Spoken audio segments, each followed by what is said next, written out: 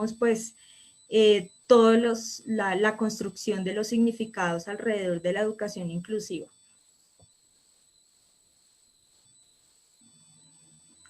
Eso sería todo.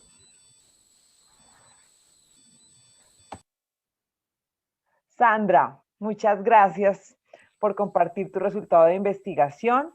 Abrimos entonces el espacio de interacciones y enlaces. Doy la palabra entonces a las profesoras Marta Barreto y Ángela Cabrera. Bueno, entonces ya esta es prácticamente la parte final, por lo menos del segmento de interacciones y enlaces de esta mañana. Y pues obviamente que esta mañana se cierra con la presentación de los proyectos de la línea de imaginarios la línea de imaginarios y representaciones, ¿no? de la maestría. Yo quería en general felicitar a los estudiantes de estos trabajos porque pues me parece que nos han traído unos temas muy actuales, ¿no? El tema de enfrentarnos a la pandemia, ¿no? El tema de la tecnología, de la muerte, ¿no? Que nos tocó en esta pandemia tan fuerte, que los niños están allí y ustedes abordaron, pues no necesariamente con marco pandemia, pero sí se refirieron a este tema que me imagino va a ser un tema obligado de los maestros en los niños todavía post pandemia y pues, todavía nos falta un poco terminar esto que nos tocó vivir. Y igualmente el último proyecto que toca también un tema muy sensible que es el tema de la discapacidad. Quería referirme a estos trabajos de imaginarios que siempre he considerado que es unas teorías muy potentes para poder explicar lo social, ¿no? Que de alguna manera son teorías muy, muy exigentes, yo diría yo, con mi formación sociológica, pero pues como ustedes lo han trabajado, como Cecilia lo ha liderado con su grupo, y ella se refería mucho a que van a enfatizar el tema de la significación, de los sentimientos, de los afectos y de las imágenes, aspecto que me parece que nos permite articular el tema de la investigación. Me voy a referir al tema de los trabajos de la línea de lenguaje y relato infantil. Yo creo que un tema que yo estuve pensando cuando ustedes estaban presentando es el papel de la socialización de los niños, ¿no? Porque de todas maneras cuando se pregunta por los imaginarios, se pregunta por las formas de socialización. Pero también la teoría de imaginarios tiene una teoría social muy, muy interesante, que es que la sociedad cambia y se recrea, ¿no? Permanentemente. Pero también la sociedad tiene que apoyarse, ¿no? En lo que ustedes llaman lo instituido, que es las tradiciones, la historia, ¿no? Y las instituciones son encargadas de alguna manera de soportar y de recrear también la vida social, ¿no? Mi pregunta sería, mi pregunta no, pero sí sería como más bien una reflexión, ¿cómo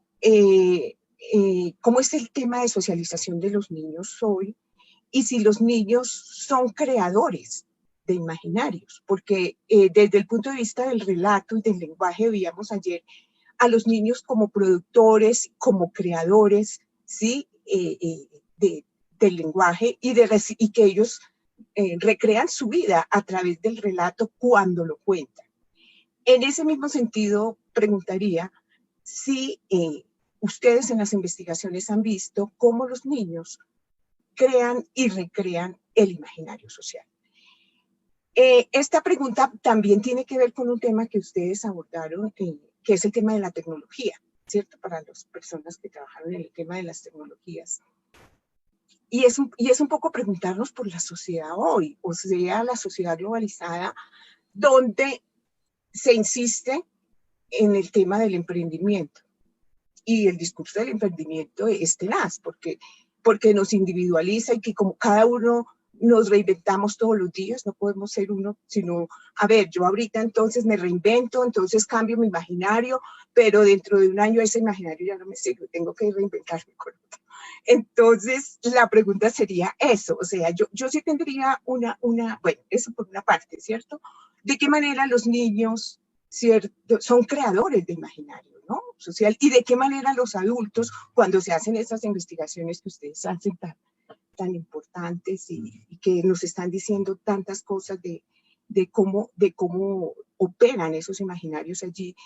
Entonces, yo creo que la pregunta central es esa. Pero una pregunta general, y como yo sé que la profesora Cecilia va a estar con nosotros en este momento, es ¿de qué manera, desde qué perspectiva del lenguaje abordan ustedes el tema de los imaginarios? ¿Sí? Teniendo en cuenta que el lenguaje tiene o sea, la maestría es una línea muy fuerte.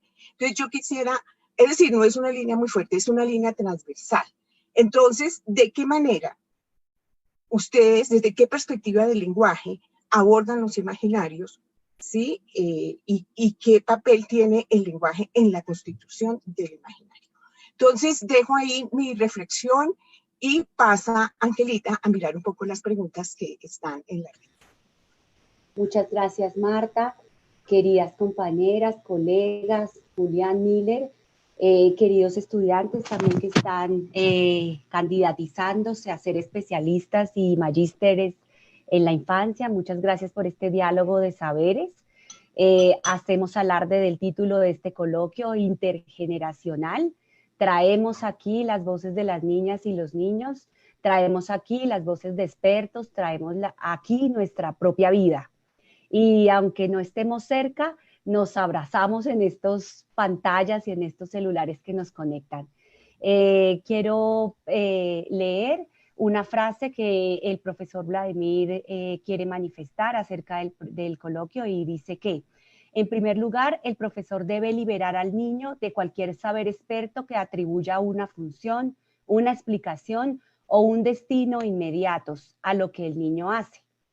En cierto sentido, dejar que un niño sea un niño no es un eslogan vacío. Significa dejar que un niño olvide los planes y las expectativas de los empresarios, políticos, líderes religiosos, a fin de permitir que ese niño sea absorbido por el estudio y la práctica.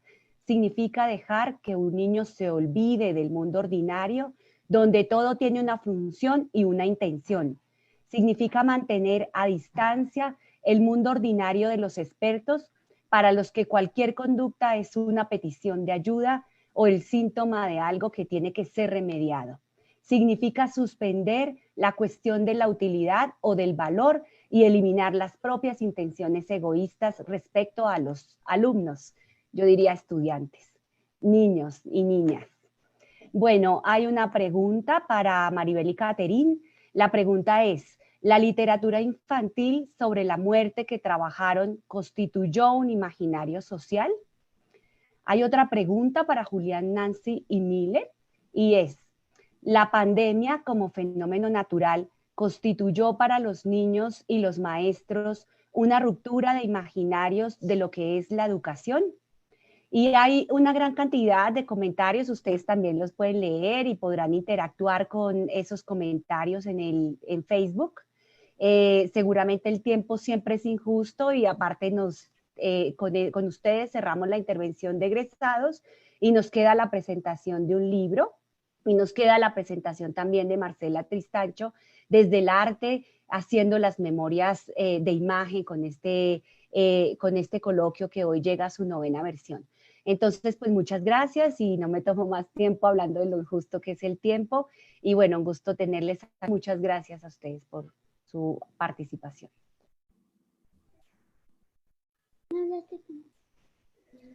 Bueno, respondiendo un poco la pregunta sobre si los libros infantiles estaban permeados de un imaginario, es innegable. Es decir, la literatura es el reflejo de la cultura, entonces obviamente en ellos encontramos un imaginario social. Lo que nosotros tratamos y la forma en la que se los presentamos a los niños y a las niñas con nuestros talleres era tratar de no permear sus significaciones, pero tampoco limitarlos en su forma de expresión. Entonces fue como un detonante. Para nosotros la literatura fue como el detonante para llevarlos a ellos a que nos empezaran a contar y empezaran a explicar, pero tratamos en lo posible de no hacerle mucha fuerza o de no reforzar el imaginario que estaba implícito en el libro, sino dejarlos a ellos que nos contaran y se expresaran y partiendo de eso que ellos mismos fueran expresando sus significaciones sobre la muerte.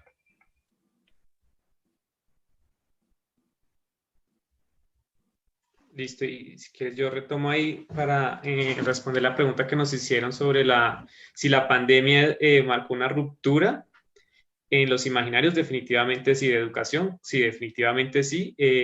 La pandemia sí generó una ruptura. Digamos que nuestra investigación no estaba indagando sobre eso, sino sobre la cultura digital, pero sí evidenciamos que hubo una ruptura en general en muchos de los imaginarios relacionados con la educación y con la cultura digital. Porque la educación, que muchos la veían como el ir al colegio a aprender de los profesores, los niños realmente se dieron cuenta que aprendían mucho también de sus amigos y de sus compañeros y de la vida en general al socializar y al tener otro tipo de experiencias.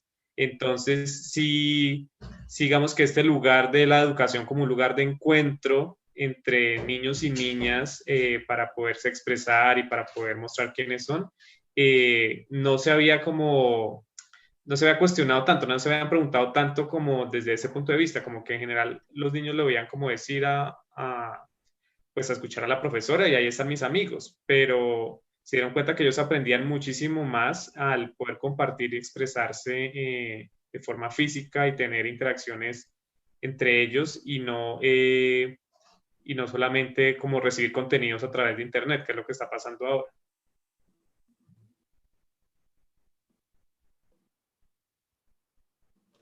Sandra, sigue tú. Hay una pregunta sobre el lenguaje que hizo Marta, muy interesante, y es el papel que juega el lenguaje en la construcción de las significaciones imaginarias y de sus proyectos también de investigación, indudablemente. A ver si la abordan. En esta línea de investigación, el lenguaje es la voz del imaginario. Gracias al lenguaje es que podemos conocer ese entramado de significados que vamos tejiendo a través de la historia. Ese lenguaje se va transformando en nuestras palabras, se va transformando en nuestro discurso. No solo va diciendo lo que pensamos, sino que el lenguaje también nos dice lo que alguna vez no hemos expresado, ¿no? Eso es como lo interesante de estudiar el imaginario, porque vamos a un lugar que no es el aparente, vamos a un lugar que ni siquiera reconocemos, y en las entrevistas que hacemos de los imaginarios, los mismos participantes y los mismos entrevistados sienten que han dicho cosas que siempre han pensado, pero que no las habían expresado. Y es porque las preguntas que se realizan en las entrevistas van a esa profundidad, van a recobrar un momento de la historia, un momento en el que te preguntan cómo te sientes o qué pensaste, y revisamos su historia de vida y revisamos muchas cosas que confluyen ahí para la construcción del imaginario, ¿no? Entonces, el lenguaje nos da cuenta de la historia, nos da cuenta de los significados, nos da cuenta de toda la construcción, nos da cuenta de lo que no hemos expresado, y ese es el papel del lenguaje en el imaginario social.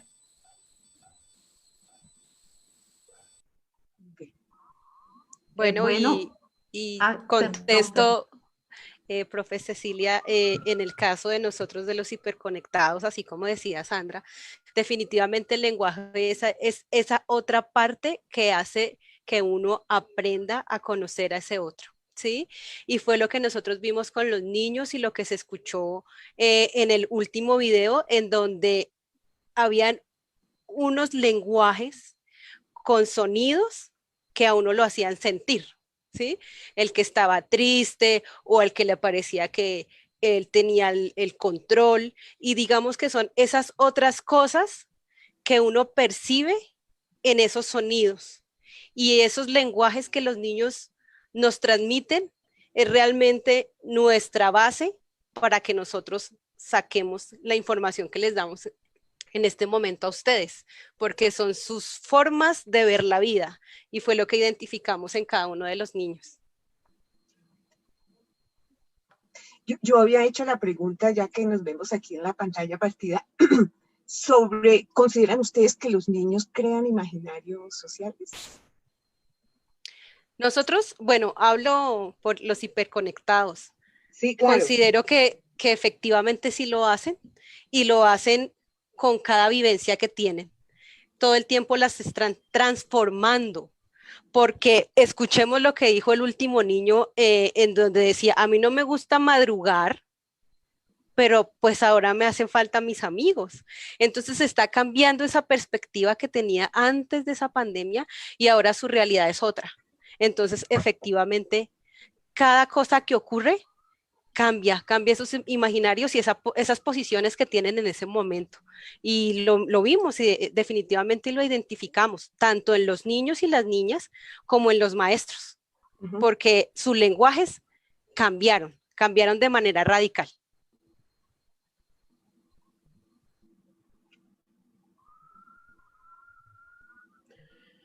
Bueno, yo quiero... En el caso de la muerte, en el caso de la muerte, sí, tranquila, pero en el caso de la muerte, ya, que termine Cecilia ya esta parte. En el caso de Maribel, en el caso de la investigación sobre la muerte, ¿usted cree que los niños crean nuevos imaginarios sobre la muerte? Pues digamos que tal vez la palabra, no sé si sea creación, pero esa es la magia de los imaginarios que están en transformación permanente, ¿no? Entonces, ellos, de acuerdo a sus experiencias y a lo que viven en su cultura, todo eso que está y lo que escuchan y lo mismo que expresan y piensan, se va transformando. Y entonces ahí van surgiendo esas significaciones que van surgiendo ahí, se van instituyendo de a poquito. Y esa es la magia de los imaginarios. En el devenir de nuestra investigación, los niños empezaron a hablar sobre solamente la muerte como dolor, pero empezaron a escuchar a otros y a ver otras experiencias y dijeron, venga, pero no es solamente dolor, también tenemos otras emociones, otras expresiones, y eso fue transformando su significación. Entonces, tal vez la palabra, bueno, sí, es creación, porque los imaginarios son creación permanente. Claro. Obviamente, sí, ahí está. Sí, señora. Ah, bueno, muy bien. Ok. Bueno, yo iba, a propósito de la pregunta que sigue siendo muy interesante, la pregunta sobre el lenguaje y la pregunta sobre si los niños son productores o no son productores de nuevas significaciones imaginarias. Lo que nosotros encontramos primero es que pues los imaginarios están anclados a la psique humana de cada uno, de cada sujeto y a la sociedad. En esta medida, es desde el lenguaje que cada uno de ustedes entra a su libro psíquico para dejar que emerjan sus significaciones imaginarias. Y es desde el lenguaje, bien sea oral, escrito, la imagen, la iconografía, el dibujo, que se expresa y se documenta y se da cuenta de esas significaciones imaginarias. Pero la pregunta sigue siendo muy interesante, porque ¿en qué medida realmente los niños, las niñas y los jóvenes de hoy son realmente productores de nuevas significaciones imaginarias? Claro, pasan indudablemente porque como el imaginario es psique, el imaginario está anclado a la cultura. a la cuna cultural de cada uno y de cada una. Y anclado a la cultura, pues primero son reproducción. Y después viene todo el arduo trabajo a través de la vida del sujeto, de la modificación y de la transformación. Dice Castoriadis, y dicen muchos teóricos de los imaginarios, que transformar un imaginario es de lo más difícil. Es una tarea de larga duración. Se producen, yo creo, a propósito, vuelvo y muy interesante reflexionar sobre la pregunta, no creo, los niños sí son productores de texto y son creativos y son también genuinos cuando el adulto le permite ser genuino, pero son también altamente reproductores, al igual que los jóvenes. Y eso es lo que estamos viendo también en las pantallas, en este imaginario cultural que es el que hoy nos permite hablar, dialogar, estar, pero hay, y leer muchísima reproducción más que creación.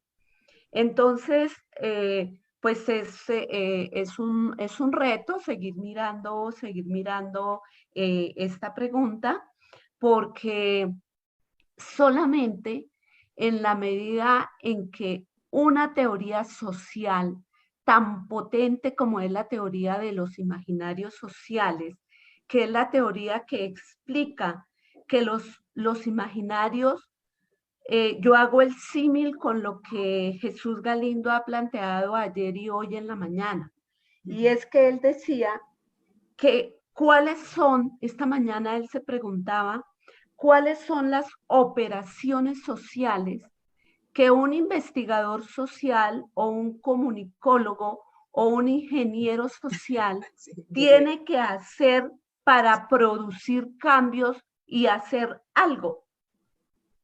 Pues muy interesante, y trataré de escribir un artículo sobre esta relación, porque lo que tiene que hacer uno en ingeniería social, que es lo que hacemos acá en la investigación en infancia, es efectivamente, primero, conocer los significados que tienen los niños sobre las cosas, sobre el mundo social, sobre el mundo natural. Conocer los significados que tiene la familia, porque no basta con trabajar con el niño, sino nos adentramos también en esos significados sociales sobre la crianza, la educación, la muerte, la vida, el odio, el trato, el maltrato, todas las cosas de la fenomenología social y natural.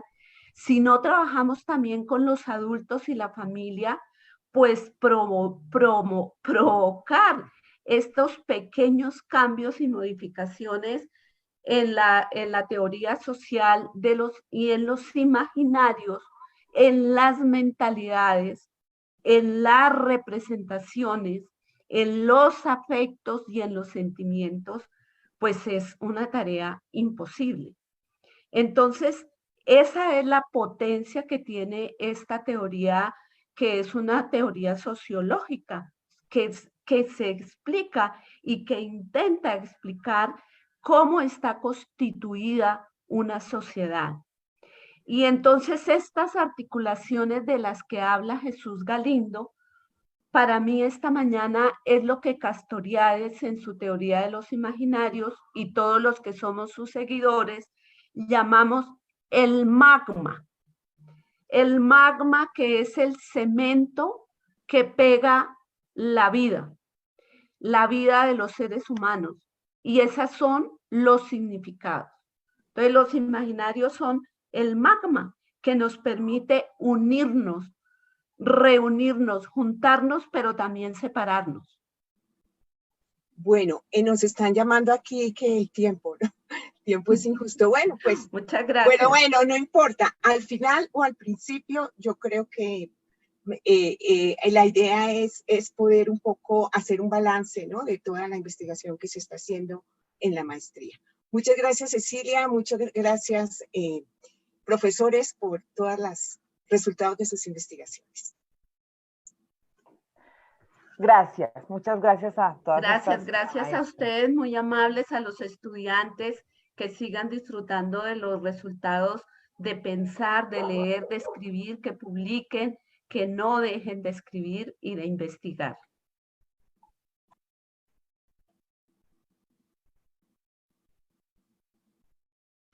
Gracias, profesora Cecilia. Continuamos entonces con un momento que también ya nos había anunciado la